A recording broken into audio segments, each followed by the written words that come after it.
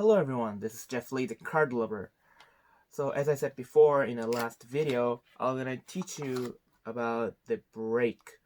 The reason why I teach you break first instead of the double lift series, I think the having a to know how to break, how to make a break of the card is very important when you execute a double lift. And I would like to teach you some several ways how to make some, break cards, make a break on of the top of the cards.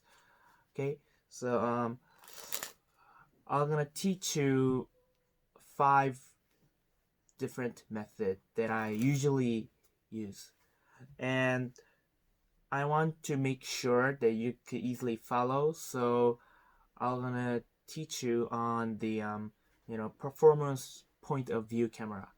So from 1 to 5, let's get into it.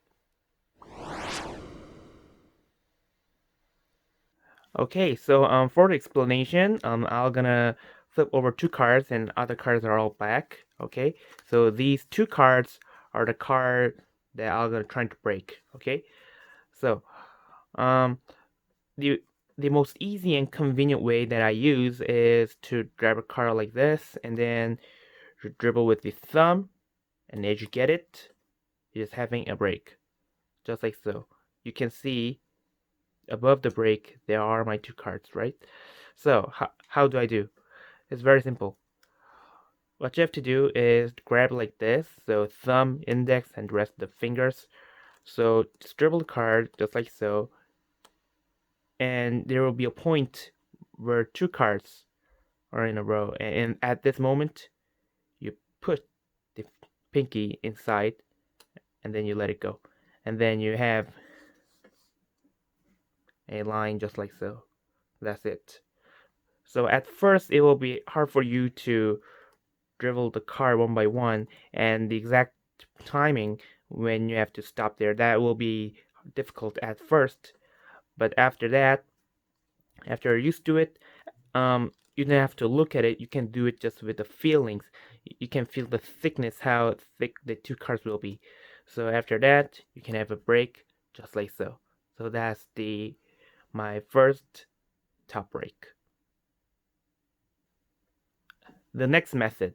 The next method is to, what you have to do is just, spread the cards over, okay? And as you spread the card over, when you square off the deck, you just naturally push the top, push the cards that you need a break, okay? So, and then using your right hand, you square up. As you square up at the same time, there's fingers already under the cards, but the right hand is covering so spectators cannot see. So just like so, in this way, you already have a break, just like so. This is very convenient when you actually spread the cards just like so. When you actually get the card in this way, and just like so, you can actually have a kind of mess. And then with this position, just put the card. Of course, your fingers are already bumped out, and square them up, of course, just like so. So in this position, it's pushing like this, okay? You get it, right? So just like so, and then square them up, and now you have a break. The third one, this may not be that recommended, but I use sometimes. So grab like this, and if you can do, curl the index finger just like so, okay? And then have a power with your thumb, and in this position you can actually count the cards just like so. This is called a thumb count, and just count 1, 2,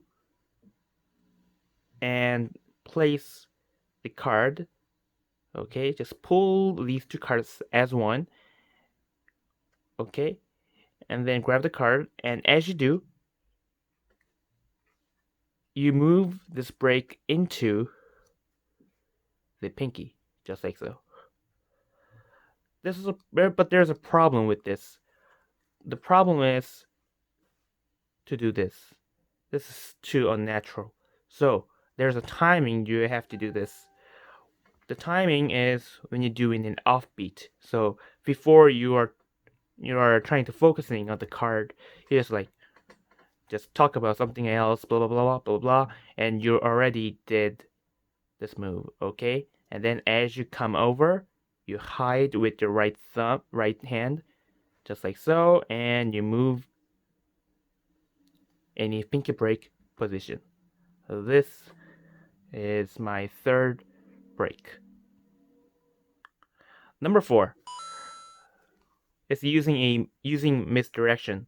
So for instance, if you're not in this position, let's say you're in this position, okay? So what you have to do is just take the top card and you point this to the spectator, okay? Just blah blah blah blah blah. And at the same time, you push the top card with your thumb, okay? You push the top card with your thumb. And now your pinky is under the card. As you see the movement just like so. Yeah, do you get it? And now you kind of stretch up the pinky, and when you tilt pull back the card, it will get a break on the top, okay? So in this position, you're doing like boom, boom, boom, boom. Can you see that? Yeah, this one. Okay, I'm gonna show you just one more time. Boom, boom. You already have a break, okay? And in this position, all you have to do is boom, boom. So you already have a break on the top, okay? The break on the top. So point this to the spectator and talk blah blah about the trick or any event whatsoever, and then place them on the top. And when you square them up together, it naturally have two cards above the break. So I'm gonna show you in a face-up mode. Okay, so blah blah blah blah blah blah. As you do at the same time, you push the card. I'll show you in this position. Push the card up with your thumb and pull back with your thumb. And in this position, you place it on the top. There will be two cards above the break, just like so. I think this is a really convenient way and the most useful way, one of the useful way that I use. So that was the number 4 break. Number 5. So number 5 is just like so. Just while talking, you push the two cards at once. This is a little tricky. You may need a little practice. Push two cards at once, okay, just like so. So like it feelings kind of like this. Push the top card, and there will be a second card, and you're pushing with here with this part of the flesh, okay. So kind of like this feeling, okay.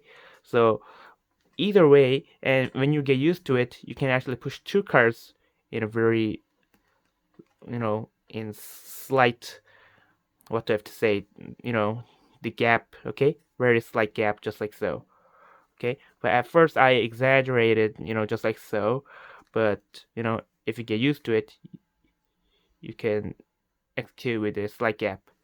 So either way, it doesn't matter, okay. So just push the cards, and because two cards are pushed at once, the pinky still gets above the break. I mean, you can still get the break above.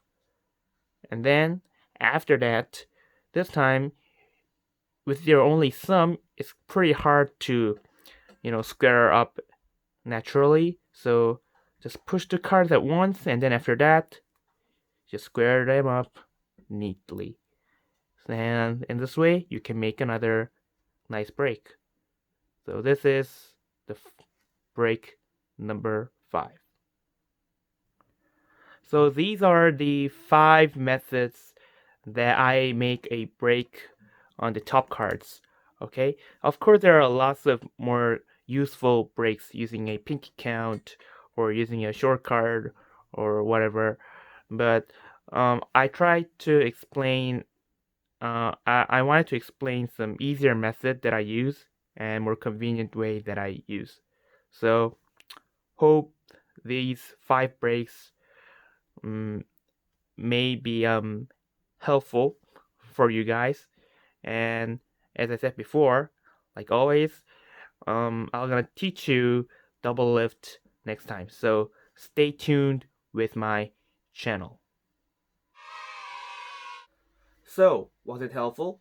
I hope this video would make you practice easier with my upcoming double lift tutorials.